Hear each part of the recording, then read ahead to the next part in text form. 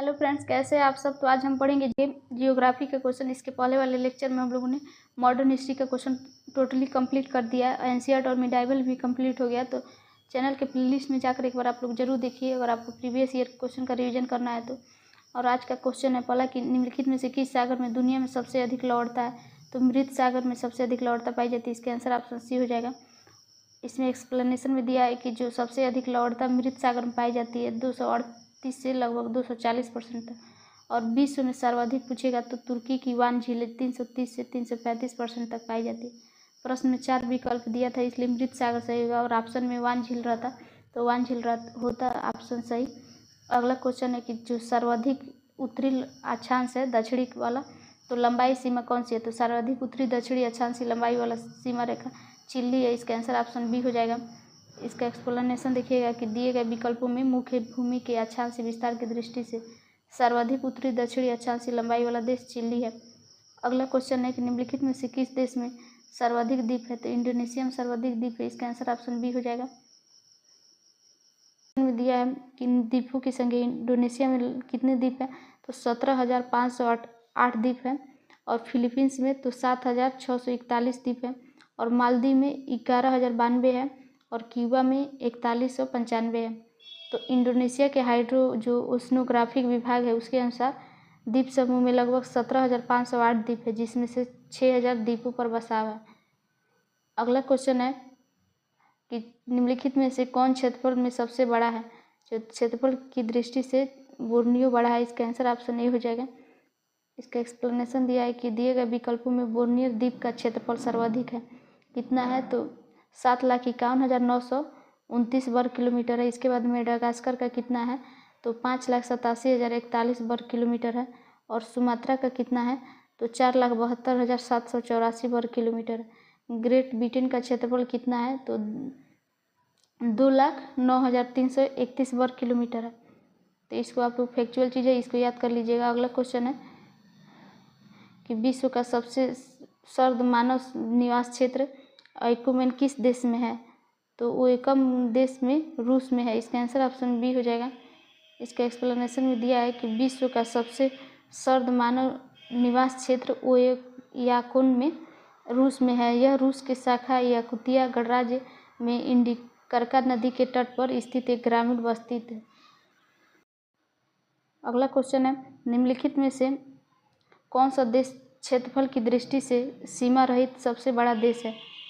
तो सीमा रहित देश जापान है। इसका आंसर ऑप्शन सी हो जाएगा। ऐसा देश जिसकी सीमा किसी अन्य देश की सीमा के साथ नहीं लगती है उसे सीमा रहित देश कहते हैं। और यह देश चारों ओर समुद्र से घिरा होता है। प्रश्नानुसार सर्वाधिक सीमा रहित भौगोलिक क्षेत्रफल वाला देश जापान है। इसका क्षेत्रफल कितना है जापान का तो 3,77,915 वर्ग किलोमीटर है। और उसके बाद से फिलीपींस का कितना है तो फिलीपींस का 3 लाख वर्ग किलोमीटर है। न्यूजीलैंड का देखिएगा कितना है तो न्यूजीलैंड का है 2,68,838 वर्ग किलोमीटर। और क्यूबा का कितना है तो क्यूबा का देखिएगा कि 1,10,860 वर्ग किलोमीटर है। इसलिए विकल्प सी सही हो गया है, जापान इसका आंसर हो गया था। अगला क्वेश्चन है कि क्षेत्रफल की दृष्टि से जापान सबसे बड़ा द्वीप है। तो जापान का सबसे बड़ा द्वीप होन्शु है। इसका आंसर ऑप्शन बी हो जाएगा। ये टीआरई के भी क्वेश्चन में पूछा था जीएस में कि जापान का सबसे बड़ा द्वीप कौन सा है तो होन्शु है। इसका आंसर ऑप्शन बी हो जाएगा। जापान मुख्यतः 4 द्वीपों होक्काइडो, होन्शु, शिकोकू, क्यूशू का समूह है। चारों द्वीपों में होन्शु सबसे बड़ा है। जापान की राजधानी टोक्यो इसी द्वीप पर स्थित है। अगला क्वेश्चन देखिएगा कि ग्रीनलैंड निम्न में से किस देश का नाम है। तो ग्रीनलैंड किस देश का नाम है डेनमार्क का। इसका आंसर ऑप्शन ए हो जाएगा। इसका एक्सप्लेनेशन दिया है कि ग्रीनलैंड क्षेत्रफल की दृष्टि से विश्व का सबसे बड़ा द्वीप है। ग्रीनलैंड डेनमार्क के अधीन है। और नूक ग्रीनलैंड का सबसे बड़ा और राजधानी नगर है। नूक समुद्र तल की ऊंचाई से 1 से 3 मीटर तक है इसकी ऊंचाई। अगला क्वेश्चन देखिएगा महाद्वीपीय बहाव का सिद्धांत किसके द्वारा विकसित किया गया था। तो महाद्वीपीय बहाव का सिद्धांत किसके द्वारा विकसित किया गया था ए वेगनर के द्वारा। इसका आंसर ऑप्शन बी हो जाएगा। ये भी क्वेश्चन इंपॉर्टेंट है, आप लोग देख लीजिएगा क्योंकि ये भी क्वेश्चन टीआरई में पूछा था। इसका एक्सप्लेनेशन है कि महाद्वीपीय बहाव का सिद्धांत जो एल्फ्रेड वेगनर द्वारा विकसित किया गया था। वेगनर के अनुसार लगभग 20 से 22.5 करोड़ पहले पैंजिया का विभाजन आरंभ हुआ था। पैंजिया पहले दो बड़े महाद्वीप पिंडों में, लारेशिया और गोंडवाना लैंड। तो लारेशिया किधर है, तो उत्तरी में है, और गोंडवाना दक्षिणी भूखंड के रूप में विभक्त हुआ था। जैसे उत्तरी भाग को लारेशिया और दक्षिणी भाग को गोंडवाना कहते हैं। इसके बाद लारेशिया और गोंडवाना धीरे धीरे अनेक छोटे छोटे हिस्सों में बंट गए, जो आज महाद्वीप के रूप में है। अगला क्वेश्चन है कि जो आग्नेय चट्टानें निम्नलिखित में से कौन से कथन सत्य है। तो आग्नेय चट्टानों के लिए क्रिस्टलीय और अक्रिस्टलीय दोनों हो सकते हैं, दोनों गुण पाए जाते हैं, इसलिए इसका आंसर ऑप्शन सी हो जाएगा। इसका एक्सप्लेनेशन दिया है कि जो आग्नेय चट्टानें होती है कैसे बनती है, तो पिघले मैग्मा के ठंडा और ठोस होने से बनती है। ये रवादार होती है और इसमें परतें नहीं पाई जाती हैं, पूरा जीवाश्म भी नहीं पाया जाता है। आग्नेय चट्टानों का संबंध प्रायः ज्वालामुखी क्रिया से होती है, यानी ज्वालामुखी क्रिया के बाद से जो लावा होती है ठंडा होकर जो चट्टान बनती है उसी को आग्नेय चट्टान कहते हैं। पानी का प्रवेश इसमें बहुत ही कम होता है। अगला क्वेश्चन है कि जो अवसादी शैल होती हैं, तो अवसादी शैलों के लिए निम्नलिखित में से कौन सा कथन सत्य है। तो इसका आंसर होगा कि ये शैलें अस्तरों में निक्षेपित होती है, इसका आंसर ऑप्शन सी हो जाएगा। इसका एक्सप्लेनेशन दिया है कि जो अवसादी शैलें होती हैं इसका निर्माण अवसादों के एकत्रित के फलस्वरूप होता है, जिसमें जीवाश्म और परतें पाई जाती हैं। ये शैलें रावदार नहीं होती हैं। तो अवसादी शैलों का निर्माण कैसे होता है, बहुत सालों में जो अवसाद जमकर एक पास होकर बहुत ज़्यादा दिन बाद बनते हैं उसके फलस्वरूप बनता है, उसी को अवसाद शैल कहते हैं। इसमें जीवाश्म और परतें पाई जाती है, ये किंतु ये रावदार नहीं होती हैं। और जो आग्नेय चट्टान होती हैं वे रावदार होती हैं। अगला क्वेश्चन है कि कौन से कथन एस्कर और ड्रमलिन के संबंध में है। तो इसमें से पूछा है कि एस्कर और क्रूड बेडेड बजरी और रेत की लकीरें होती हैं एस्कर और ड्रमलिन में, तो ये ऑप्शन सही हो जाएगा। और दूसरा ऑप्शन दिया है कि ड्रमलिन ज़्यादातर ओल्डर और मिट्टी के बने होते हैं, तो ये भी ऑप्शन सही है। और तीसरा है कि अंडे की टोकरी स्थलाकृति आकारयुक्त इलाकों में विशेषता है, तो उल्टी अंडे की टोकरी पाई जाती है, इसलिए ये ऑप्शन गलत है 3।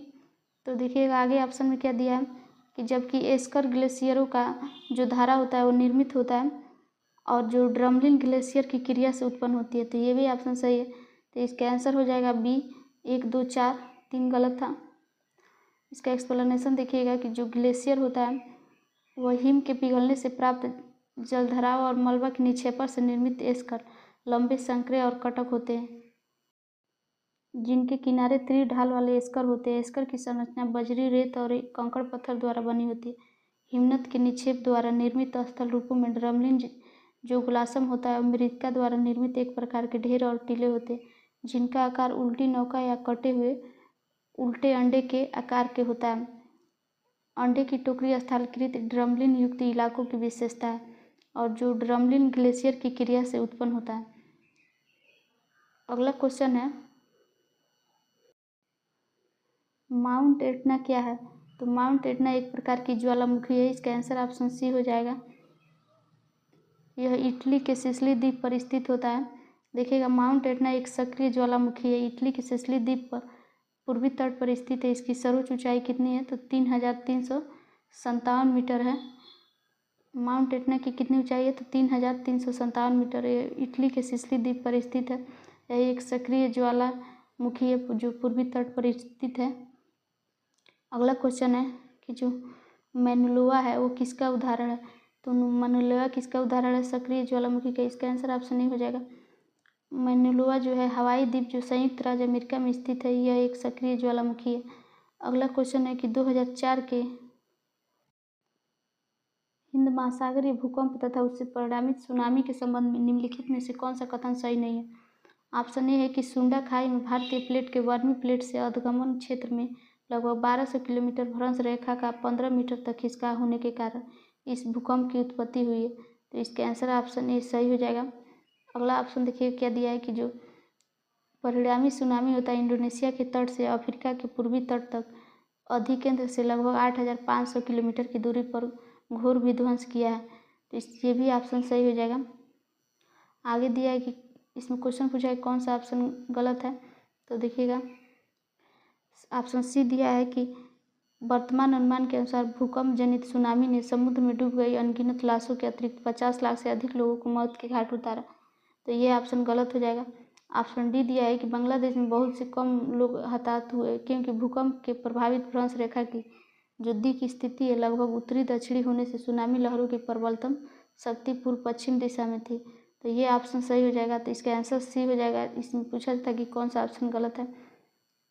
इसका एक्सप्लेनेशन दिया है कि जो 26 दिसंबर 2004 को हिंद महासागर में स्थित इंडोनेशिया के सुमात्रा द्वीप पर पश्चिमी भाग में जो समुद्र के अंदर आए रिएक्टर स्केल पर कितना तीव्रता था इसका, तो 9.1 परिणाम के भूकंप से उत्पन्न सुनामी लहरों से लगभग 2,40,000 लोगों की मृत्यु हुई थी। और उपयुक्त प्रश्न में कहा था कि 50 लाख लोग मरे थे, इसलिए वो ऑप्शन गलत हो गया था। कथन ये दिया है कि शक्तिशाली भूकंप से लगभग 1300 किलोमीटर लंबी भ्रंश रेखा 15 मीटर तक अधक्षेपण हुआ था और यह बर्मी प्लेट के नीचे भारतीय प्लेट के खिसकने से हुआ था। तो ये सही है कथन। ऑप्शन बी दिया था कि हिंद महासागर में उठी जो सुनामी का लहर का प्रभाव है वह इंडोनेशिया से लेकर पूर्वी तट तक देखा गया, जो अधिकेंद्र होता है 8,000 किलोमीटर की दूरी पर। दक्षिण अफ्रीका में 2 व्यक्ति, सोमालिया में 289 से अधिक व्यक्ति मारे गए थे और 14 देश प्रभावित हुए थे। ये भी ऑप्शन सही है। ऑप्शन सी दिया है कि इस सुनामी लहरों में लगभग 2 से 3 लाख लोगों के मारे जाने की संभावना, न कि 50 लाख की। और ऑप्शन में 50 लाख दिया था, इसलिए ऑप्शन गलत हो गया था सी। और डी सही है विकल्प। तो वस्तुतः जो भूकंप प्रभावित भ्रंश रेखा है उसकी स्थिति उत्तर से दक्षिण दिशा में, जिसमें सुनामी लहरों की प्रबलतम शक्ति पूर्व से पश्चिम दिशा में थी। परिणामतः जो लहरों की दिशा थी वो बहुत तेज थी और उसके बाद से बांग्लादेश में बहुत से कम लोग हताहत हुए थे। अगला क्वेश्चन देखिएगा, जो विश्व की सबसे ऊंची चोटी है किस प्रकार के पर्वतों में पाई जाती है। तो विश्व की सबसे ऊंची चोटी किस प्रकार के पर्वतों में पाई जाती है? नवीन मोड़दार पर्वत में। इसका आंसर ऑप्शन बी हो जाएगा। इसका एक्सप्लेनेशन दिया है कि जो विश्व की सबसे ऊंची चोटी है एवरेस्ट, सागर माथा, चोमालुंगा कितना है, तो 8,848.86 मीटर सहित प्रथम 10 चोटियों में हिमालय पर्वत श्रेणी में स्थित है। हिमालय एक नवीन मोड़दार और वलित पर्वत है, अतः स्पष्ट है कि अधिकांश विश्व की सर्वोच्च चोटियाँ इन्हीं वलित पर्वतों पर स्थित है। अगला क्वेश्चन है कि निम्नलिखित में से कौन सी नदियाँ हैं जो, तो नदियाँ इसमें से ये स्वेज और पनामा क्या है, तो नहर है। ईरी और ह्यूरॉन ये झील का नाम है। ये विक्टोरिया और चाड ये भी झील है। तो नदियाँ इसमें से मरे और डार्लिंग है। इसका आंसर ऑप्शन बी हो जाएगा। देखिएगा आपको एक्सप्लेनेशन दिया है। मरे और डार्लिंग जो ऑस्ट्रेलिया का महाद्वीप की प्रमुख नदियां हैं और इस घाटी में ऑस्ट्रेलिया के सबसे प्रमुख क्षेत्र कृषि क्षेत्र है, जबकि ईरी और ह्यूरॉन संयुक्त राज्य अमेरिका कनाडा की बृहत्तम झील है। इस तरह विक्टोरिया और चाड अफ्रीका की प्रमुख झील है और स्वेज और पनामा नहर है। अगला क्वेश्चन है तो हैदराबाद शहर किस देश में स्थित है? भारत और पाकिस्तान दोनों में देश। इसका आंसर युक्त में से एक से अधिक हो जाएगा। इसका एक्सप्लेनेशन देखिएगा कि जो हैदराबाद है तेलंगाना राज्य की राजधानी है। हैदराबाद पाकिस्तान में भी है और यह पाकिस्तान के सिंध प्रांत का दूसरा सबसे बड़ा शहर है। पाकिस्तान के सिंध प्रांत का एक जिला। इस प्रकार उपयुक्त में से एक से अधिक विकल्प सही होने के कारण ऑप्शन ई हो जाएगा। अगला क्वेश्चन है कि यह नदी के विशिष्ट क्षेत्र से अपना जल बहा के लाती है, उस क्षेत्र को क्या कहते हैं? तो जल ग्रहण क्षेत्र कहते हैं। इसका आंसर ऑप्शन ए हो जाएगा। इसका एक्सप्लेनेशन दिया है कि जिस नदी में विशिष्ट क्षेत्र से अपना जल बहा कर ले जाती है उस क्षेत्र को जल ग्रहण क्षेत्र कहते हैं। नदी और उसकी सहायक नदियों के द्वारा बहाए जाने वाला क्षेत्र क्या है? तो जल निकासी क्षेत्र कहलाता है। अगला क्वेश्चन है कि निम्नलिखित में से किस राज्य में कांगेर घाटी राष्ट्रीय उद्यान स्थित है? तो छत्तीसगढ़ स्थित है। इसका आंसर ऑप्शन बी हो जाएगा। कांगेर राष्ट्रीय उद्यान कहाँ है? तो छत्तीसगढ़ में है। इसका एक्सप्लेनेशन देखिएगा, जो कांग्रेस घाटी राष्ट्रीय उद्यान है छत्तीसगढ़ में स्थित है। यह पार्क का नाम कांगेर नदी से लिया गया है। कांगेर घाटी को राष्ट्रीय उद्यान का दर्जा कब दिया गया था? तो 1982 ईस्वी में दिया गया था। कांगेर घाटी कहाँ स्थित है? तो छत्तीसगढ़ में स्थित है। इस पार्क का नाम कांगेर नदी से लिया गया है और इसको दर्जा 1982 ईस्वी में दिया गया था। अगला क्वेश्चन देखिएगा, निम्नलिखित में से कोयले का सबसे बड़ा संचित क्षेत्र या भंडार कहाँ है? तो संयुक्त राज्य अमेरिका में, यूएसए में है। इसका आंसर ऑप्शन ए हो जाएगा। इसका एक्सप्लेनेशन दिया है कि जो कोयले का सबसे संचित भंडार है 2020 के अंत तक संयुक्त राज्य अमेरिका के पास है। इसके बाद क्रमशः रूस, ऑस्ट्रेलिया, चाइना और भारत के पास कोयले का सर्वाधिक संचित भंडार है। विश्व स्तर पर कोयले के संचित भंडार में भारत का 5वां स्थान है। कोयले के शीर्ष उत्पादक देशों में क्रमशः चीन, भारत, इंडोनेशिया और संयुक्त राज्य अमेरिका है। तो सबसे अधिक उत्पादन के देशों में कौन कौन सा है? तो चाइना है पहले स्थान पर, भारत, इंडोनेशिया, संयुक्त राज्य अमेरिका है।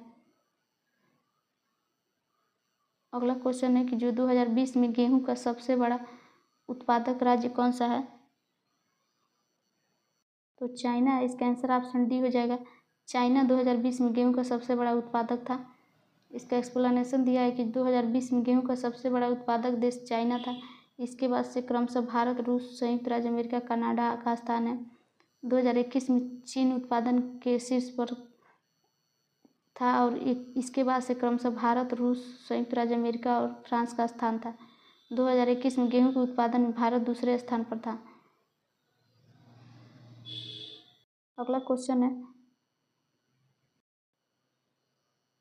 निम्नलिखित देशों में से कौन इलेक्ट्रॉनिक का सबसे बड़ा उत्पादक है?